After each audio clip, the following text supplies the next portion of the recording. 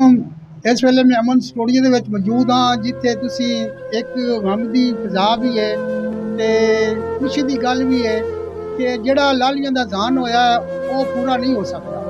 कबड्डी दे जिहड़े मैदान ने अखाड़े ने वो वीरान हो गए ते मेरी मुराद है लालियां दी पछाण, लालियां दा हीरो, लालियां दा मान त्राण नजरा माछी जिहड़ा इस दुनिया तो टुर गया है। ते अज हामिद अली हैदरी साहब साडे स्टूडियो दे विच तशरीफ लाए ने।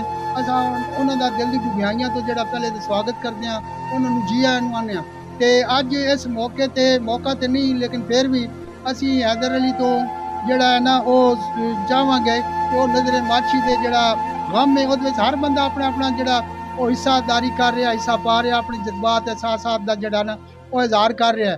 ते मैं मौका गनीमत समझदे होए हामिद अली हैदरी साहब नूं कहांगा कि अपना जिस तरह ग्राउंड दे विच लोकां दा ध्यान बटाते ने, हल्लाशेरी देंदे ने।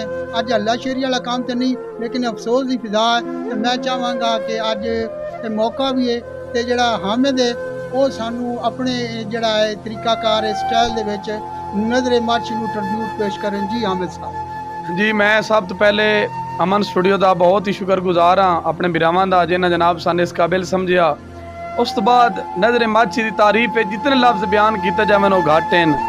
ठीक है, तारीफ अल्लाह ताला की जात की होंदी है। माछी लालियां तहसील का छड़ा ना नहीं कढ़िया, माछी साडे जिले की पहचान आ। ठीक है, तो चंगिया बंदियां दी अल्लाह ने भी लोड़ आ जी। अल्लाह ताला उन्हां दा अगला जान सौखा करे। ते माछी साडा बहुत ढेर नुकसान कर गया जेड़ा सारी जिंदगी साडा पूरा नहीं हो सकता। ते नजरा माछी नसी बड़ा मिस करसा है और इसे मौके ते तोए फुटना हा ते मैं रोवना हा यखियां होवना लाले अंजे धुंध जे देश ते दिसनी जा ते ठुडे लगे हसने नबाले तू जदन दा ओडे रोया है मैं इंज कीता है भाई वाले तेरी कबर ते रख के दिल अपना लिम छड़िया गारे नाल है। वाह जी वाह जी वाह।